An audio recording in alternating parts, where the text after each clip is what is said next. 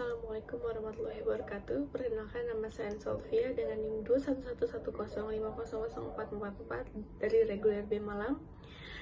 Sebelumnya, terima kasih kepada Bapak dan Ibu selaku dosen pembimbing dan dosen penguji telah menyempatkan waktunya untuk menguji saya hari ini.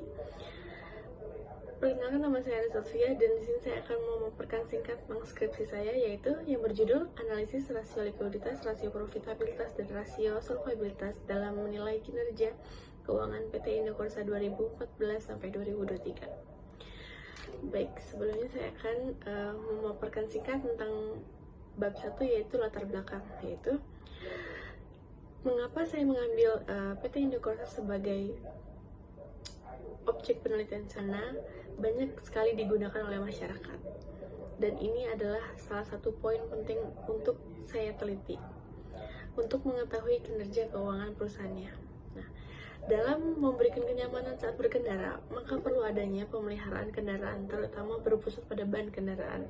Salah satu perusahaan yang bergerak industri ban adalah PT Indokorsa, yang merupakan perusahaan yang menjadi pemasok utama pembuatan ban. PT Indokorsa didirikan pada tahun 1981 dan tercatat di Bursa Efek Indonesia pada tahun 1990. Pesatnya perkembangan usaha di Indonesia, banyak perusahaan-perusahaan yang bersaing begitu ketat. Dalam kelangsungan hidup, perusahaan dilihat dari perkembangannya, dengan salah satunya mengukur kinerja keuangannya. Perusahaan saat ini memiliki persaingan yang tinggi dan bergerak pada bidang otomotif, karena saat ini masyarakat menjadikan kendaraan sebagai kebutuhan dalam menjalani aktivitasnya, dan kendaraan pribadi dari transportasi hingga kendaraan pribadi. Lalu, analisis terhadap laporan keuangan suatu perusahaan pada dasarnya adalah karena peneliti ingin mengetahui seberapa besar perusahaan tersebut mengalami kerugian, keuntungan, dan kemampuan perusahaan tersebut dalam pelunasan utang yang seluruhnya dan kewajibannya dalam menggunakan jaminan aktiva yang dimiliki dalam jangka panjang maupun jangka pendeknya.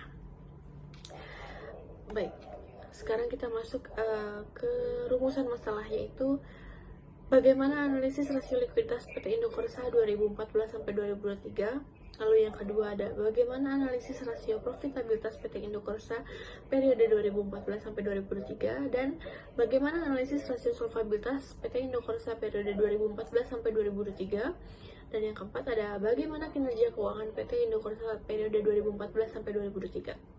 Lalu ada tujuan penelitian, yaitu untuk mengetahui analisis rasio likuiditas PT Indokorsa Tbk periode 2014-2023. Lalu ada untuk mengetahui analisis rasio profitabilitas PT Indokorsa 2014-2023. Lalu ada untuk mengetahui analisis rasio solvabilitas PT Indokorsa periode 2014-2023. Lalu kita masuk ke slide bab 2. Di sini ada tinjauan pustaka atau kajian teori. Yang pertama ada, menurut PSAK nomor 1, menjelaskan bahwa analisis laporan keuangan merupakan informasi yang menyangkut posisi keuangan, kinerja, serta perubahan posisi suatu keuangan dalam perusahaan untuk membantu mengambil keputusan. Lalu yang kedua ada, menurut Harjito dan Martono tahun 2022 halaman 51, analisis laporan keuangan mengenai kondisi keuangan suatu perusahaan yang melibatkan itu adalah laporan neraca dan laba rugi. Lalu ada rasio keuangan, merupakan alat menganalisis keuangan perusahaan dengan membandingkan angka-angka yang terdapat pada laporan keuangan perusahaan untuk mengukur kondisi keuangan perusahaan. Lalu ada kinerja keuangan, merupakan gambaran mengenai kondisi keuangan perusahaan yang dianalisis melalui alat analisis keuangan sehingga perusahaan dapat memahami kondisi keuangan perusahaan. Lalu kita masuk ke variabel terkait. Di sini saya menggunakan 4 variabel, yaitu yang pertama ada rasio likuiditas, ada rasio profitabilitas, rasio solvabilitas, dan kinerja keuangan. Baik, dari rasio likuiditas tersebut merupakan rasio yang digunakan perusahaan dalam mengukur kemampuannya untuk membayar kewajiban hutang jangka pendeknya. Dan alat yang digunakan dalam rasio likuiditas ini yang saya gunakan adalah current ratio dan cash ratio. Lalu yang kedua ada rasio profitabilitas, yaitu merupakan rasio yang digunakan perusahaan dalam mengukur kemampuannya untuk memperoleh keuntungan. Dan alat yang digunakan untuk mengukur dari segi rasio profitabilitas adalah menggunakan return on asset dan return on equity. Lalu ada rasio solvabilitas, yaitu rasio yang digunakan perusahaan dalam membayar seluruh hutang-hutangnya, baik jangka pendek maupun jangka panjangnya. Dan alat yang digunakan di sini adalah debt to asset ratio dan debt to equity ratio. Lalu ada pengertian dari kinerja keuangan, yaitu merupakan ukuran tentang suatu perusahaan mengelola aset, kewajibannya untuk mencapai tujuan keuangan yang telah ditetapkan. Dan di sini rasio keuangannya diukur menggunakan standar rata-rata perusahaan sejenis. Dan perusahaan yang saya pakai untuk membandingkan seluruh perusahaan sejenisnya, dari ada 5 perusahaan, saya hanya mendapat 3 perusahaan yang data laporan keuangannya paling lengkap selama 10 tahun. Baik, sekarang kita lanjut ke slide ke bab 3. Di sini ada metode penelitian, yaitu jenis penelitiannya adalah peneliti menggunakan deskriptif kuantitatif. Lalu ada tempat dan waktu penelitiannya, yaitu penelitian dilakukan di PT Indokorsa yang beralamat di Citerep, Bogor, dan yang diambil data melalui data sekunder, yaitu melalui situs Bursa Efek Indonesia. Dan penelitiannya dimulai sampai dari bulan Oktober 2024 sampai bulan Juni 2025. Lalu populasinya yaitu laporan keuangan PT Indokorsa periode 2014 sampai 2023, dan sampelnya adalah laporan neraca dan laporan laba rugi PT Indokorsa yang dipublikasikan dalam 10 tahun terakhir, yaitu periode 2014 sampai 2023. Lalu kita masuk ke hasil pembahasan dan hasil penelitiannya, yaitu kita lihat pertama ada rasio likuiditas, yang dimana digunakan alatnya menggunakan current ratio dan cash ratio. Grafiknya sangat menunjukkan bahwa pergerakan rasio likuiditas dari current ratio maupun dari cash ratio sangat-sangat fluktuatif, yang dimana current ratio mencapai nilai tertinggi pada tahun 2019, yaitu sekitar 289,75%, dan nilai terendahnya ada pada tahun 2014, yaitu sebesar 141,56%. Lalu disusul dengan cash ratio, yang dimana nilai tertingginya pada tahun 2023 yaitu 56,40%, dan nilai terendahnya ada pada tahun 2014 yaitu sekitar 4,39%. Dan dilihat dari rata-rata yang kita miliki selama 10 tahun ini, current ratio menghasilkan rata-rata sebesar 215,57%, dan standar rata-ratanya dari membandingkan 3 perusahaan yaitu didapatlah hasil 155,54%. Lalu adapun dari cash rasionya menghasilkan rata-rata sebesar 20,58%, dan standar rata-rata perusahaan sejenisnya yaitu 18,57%.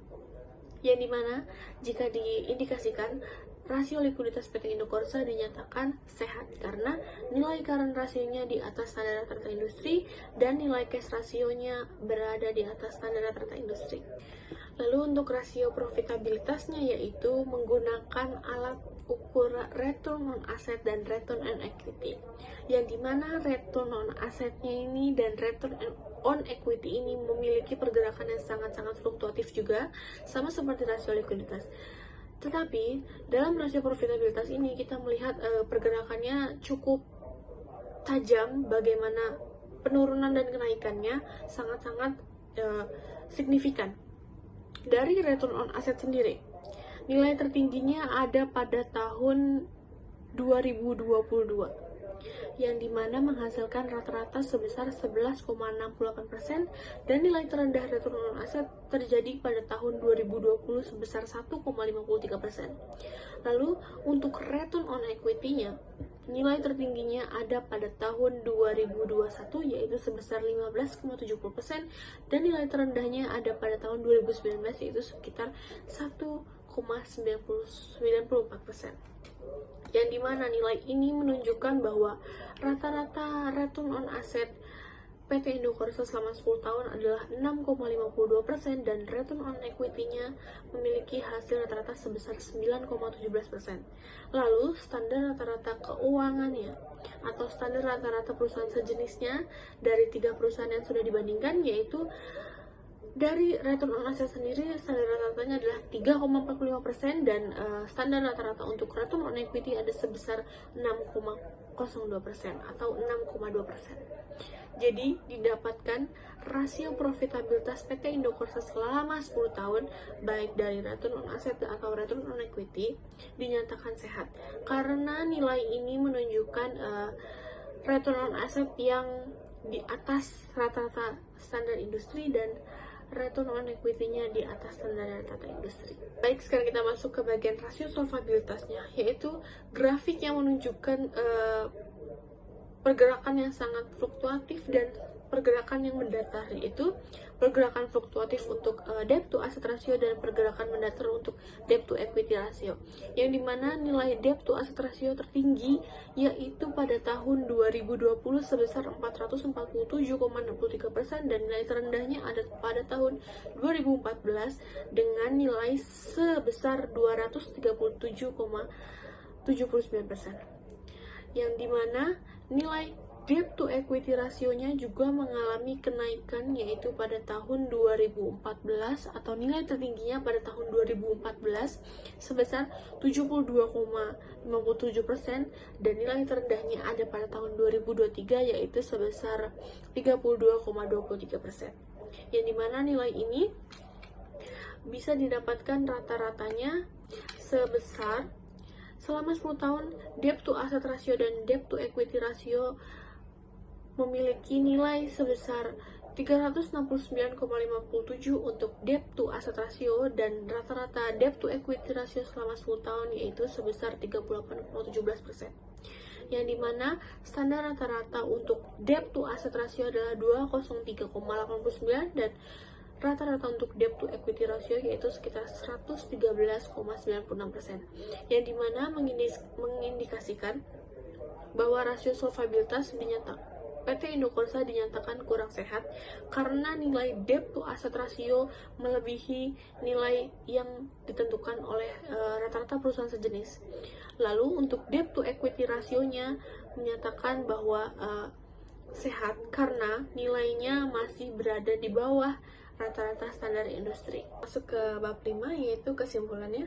Berdasarkan hasil analisis yang diukur menggunakan standar rata-rata perusahaan sejenis mengenai rasio likuiditas PT Indokorsa periode 2014 sampai 2023 dengan nilai rata-rata current ratio diperoleh sebesar 215,67% dengan standar rata-rata 155,54% dan nilai cash ratio diperoleh sebesar 20,58% dengan standar rata-rata 18,57%, maka ditinjau dari rasio likuiditasnya kinerja keuangan perusahaan berada dalam keadaan sehat.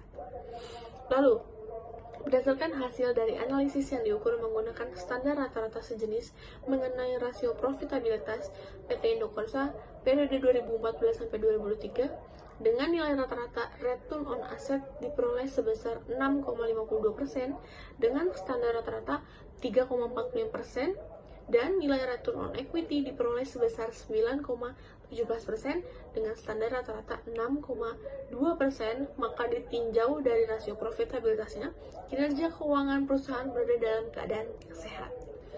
Lalu, berdasarkan hasil dari analisis yang digunakan menggunakan standar rata-rata perusahaan sejenis mengenai rasio solvabilitas PT Indokorsa periode 2014 sampai 2023 dengan nilai rata-rata debt to asset diperoleh sebesar 369,57 dengan standar rata-rata 203,89% dan nilai debt to equity diperoleh sebesar 38,89% dengan rata-rata 113,96%, maka ditinjau dari rasio solvabilitas kinerja keuangan perusahaan berada dalam keadaan kurang sehat karena nilai debt to asset rasionya yang masih perlu diperhatikan. Lalu ada saran, yaitu yang pertama, bagi perusahaan, PT Indokorsa sebaiknya untuk terus memaksimalkan rasio likuiditas dan rasio profitabilitasnya untuk tetap menjaga kinerja keuangan yang bertahan di atas nilai rata-rata. Untuk rasio solvabilitasnya, maka peneliti menyarankan untuk memaksimalkan aset dan modal perusahaan sendiri dan mengelola hutang dengan jumlah ekuitas atau modal yang dimiliki. Karena jika total hutang yang tinggi, maka semakin besar risiko yang dihadapi oleh perusahaan. Lalu ada, dalam keterbatasan ini, penulis menyarankan kepada peneliti selanjutnya untuk menambahkan variabel agar jangkauannya lebih luas.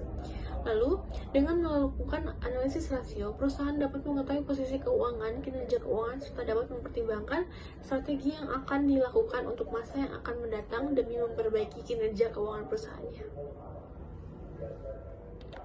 Baik, berikut adalah penjelasan tentang materi skripsi saya. Kurang lebihnya mohon maaf, dan terima kasih juga kepada Bapak dan Ibu selaku dosen pembimbing dan dosen penguji telah menyempatkan waktu untuk menguji saya hari ini. Terima kasih. Wassalamualaikum warahmatullahi wabarakatuh.